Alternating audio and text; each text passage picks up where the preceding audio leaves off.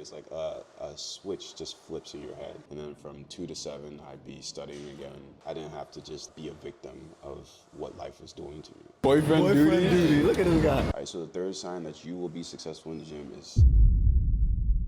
All right, so when people tell me that they're going to start working out, it's usually pretty obvious the people who are going to be successful versus the people who aren't. The people who are successful always display the same 5 traits, and today we're going to talk through those traits so you can identify if you have those traits, and if you don't, you could hopefully gain them so you can also be successful in the gym. All right, so number 1 is going to be delayed gratification, and there's a quote that I want to read that's going to set the stage. This quote is from Sigmund Freud, and it goes, "One must learn to give up momentary, uncertain, and destructive pleasure for delayed, restrained, but dependable pleasure." So your ability to give up what you want now versus what you want most will be in direct correlation to your success in the gym and honestly in life in general. So for me personally, there have been multiple moments where delayed gratification has played a huge role in the success that I've been able to achieve, especially in the gym and life in general. But one thing that I really remember is in 2020, the year I graduated, was also the year that we remembered the pandemic was happening. And it was our spring semester, and we only had a couple more months of school. Unfortunately, we all got sent home because we didn't know what was happening. I think that was what was happening across the world, is that people in schools were being sent home in order to prevent the spread of the pandemic. And it was really sad because we had so many things that were planned, and we were supposed to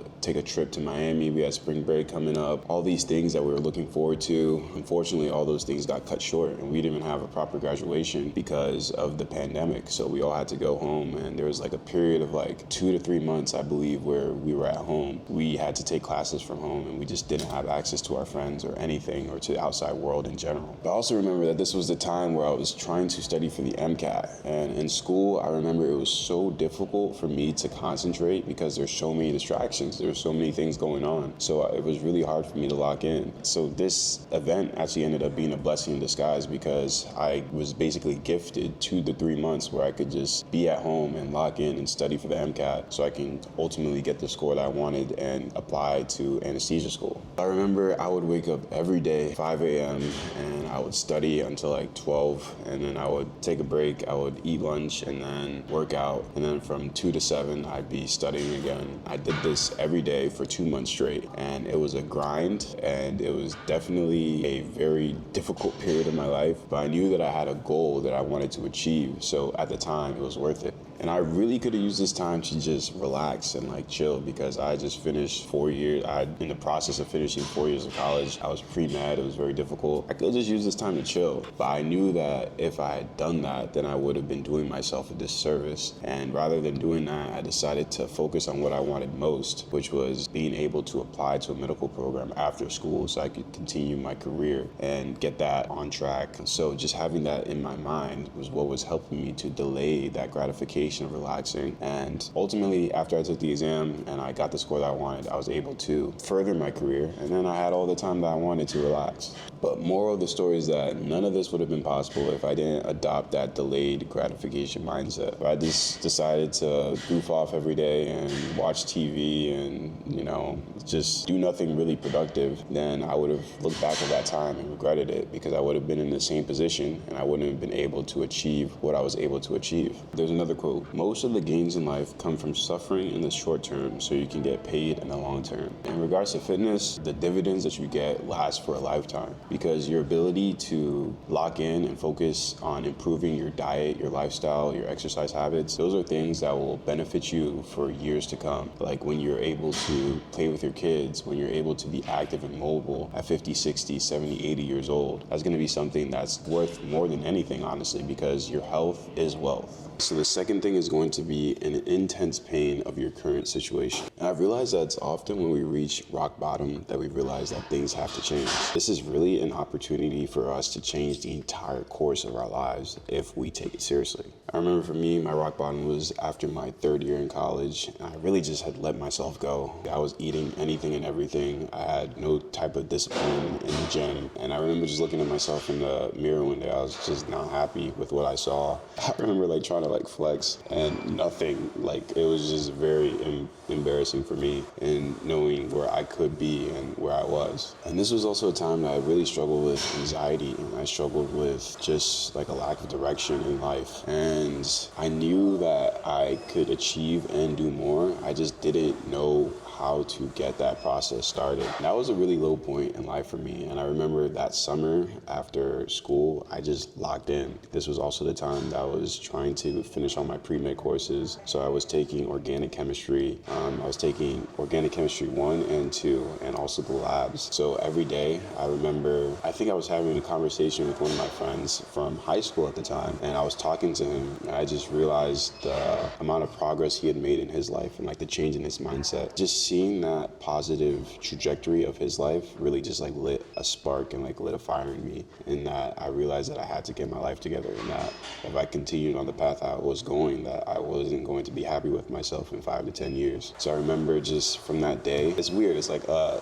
switch just flips in your head, and you just realize that you have to change and lock in. And ever since that day, I started going to the gym. I started lifting every day. I was even running at the time. I was running a mile every day. And then I was also taking classes. I was taking my Orgo classes. So in the morning, I would go to class, and then I would come back home. I would study. I would eat. Then I would go to the gym, come back, study. And I was also working too. I think I was working like a job at the mall. I would just do that on repeat. And I was just really dialed in on that process and dialed in on that routine. And I remember that was like one of the first times that I really felt like I had control over my life. I was practicing a lot of self-control. I probably went too much to the extreme to where like I was not eating any sweets. Like I was very, very locked in on my diet. Like if I didn't miss a workout, like I'd get down on my, so like, you know, there's definitely like a balance to it. But it was also very empowering because it was a moment that I realized that I could have control over my life, and I didn't have to just be a victim of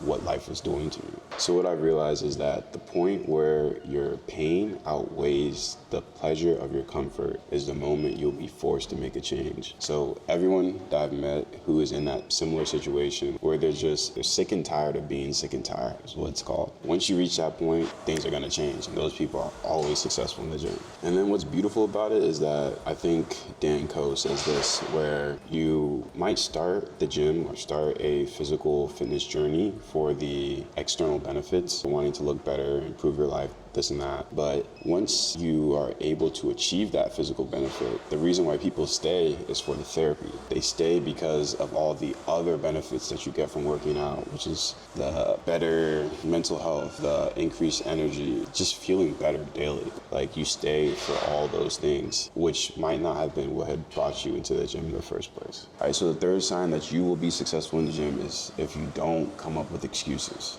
There will always be 1,000,001 reasons why you should not do something, why you should not pursue a certain business venture, why you shouldn't start a YouTube channel, why you shouldn't pursue your dreams, why you shouldn't get in shape. There will always be 1,000,000 reasons why you shouldn't do it. You're too busy, you have work, you have kids, I don't have kids, so I can't really say that. I don't know how that impacts your life. I'm sure it's actually but still, see, that's an excuse. Like, I feel like if you really want to do something, you can do it. It just matters how important it is to you. If you want to know what's important to someone, you have to look at where they spend, 1, their money, and then 2, their time. And I truly believe that it takes a certain amount of accountability to understand that where you are in life is a direct reflection of what you believe you deserve.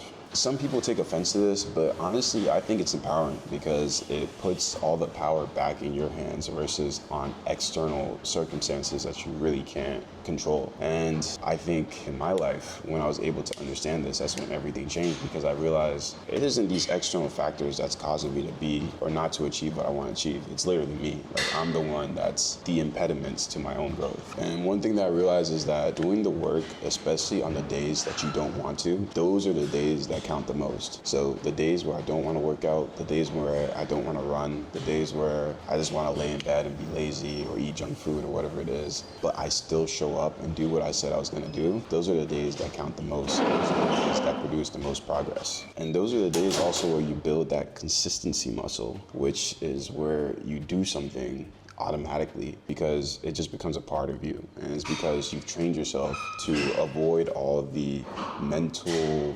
resistance and things that keep you from getting started. You trained yourself to basically bypass all that and just get started. So if you're able to lock in or able to develop that mindset, you're gonna be successful in the gym, 100%.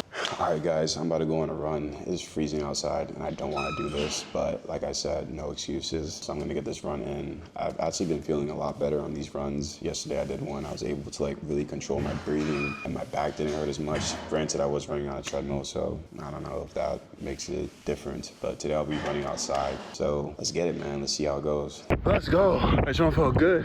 Just ran a mile. Oh man, when I used to run a mile, that jump would cook me. But I felt good. Okay, guys, just finished that run. Forgot to start my freaking watch, so I have no idea how fast I ran it. Like I was saying, man, I felt good. Like, definitely takes a while for me to settle into running, but like I feel like once I start hitting that 0.75 mile mark is when I start getting into more into like a flow, and like my breathing starts to settle down and my form starts to get better. So yeah, that's just 1 mile. I think I told you guys, but I have a bet with my friends to see who can run a 5K the fastest by September 1st. I gotta be able to run 3 of those. Given I just started training like 2-3 weeks ago, I'm feeling pretty decent. Cause I remember my first mile, man, like I couldn't even run the entire time. I kept stopping and my back was killing me, but seems to be getting better now. First mile felt good, and yeah, next time I'll try to add another one. Maybe take like a 5-10 minute cool down, then run another one. Yeah, I'm just trying to ease my way into it because I do have some time. But man, it feels good to be able to run again. I'm gonna get inside, get some food, and then tonight gonna be hitting the gym with the guys. You already know, Ferd and Les. Probably get a good workout in. So before we get to the gym, let's get into the next point, which is that people who are going to be successful in the gym, they're able to do boring things for a long period of time. So many people assume that getting in shape requires some crazy diet or some crazy workout routine, when in reality, getting in shape is very simple. It's just extremely boring. And I remember I was talking to one of my friends, and he was asking me about my workout routine. And once I showed it to him, I remember him being so surprised that it was so simple. And I was a little taken aback and surprised by this, but then I realized that this was the reaction of a lot of people to my workout routine, which is that they were just confused at how simple it was and didn't think that I could get the results that I got from such a simple routine. But the truth is that my workouts are boring, my meals are boring, my routines are boring. Mostly everything I do is very boring. The moment that you're able to be okay with that and realize that there isn't like a magic pill, like a magic super complicated exercise or workout program, is one, the moment you'll stop just like buying into every fad and every influencer that tells you they have some secret program. And two, you realize that it really is the boring things that get you the results. There's also a quote that I want to read that I think will put this into better perspective. And the quote is by James Clear, and it goes, "Goals are for people who care about winning once. Systems are for people who care about winning repeatedly." So rather than trying to decipher some type of complex system that will help you to achieve your goal, or you think will help you to achieve your goal, rather than do that, focus on creating a system. Create a system that you can fall back on when things get complicated, so you know that no matter what, you're taking the steps towards achieving your goal. And the key is that the more simple that system is, the easier it'll be to maintain long term. All right, guys, let's get to the gym, get this workout in.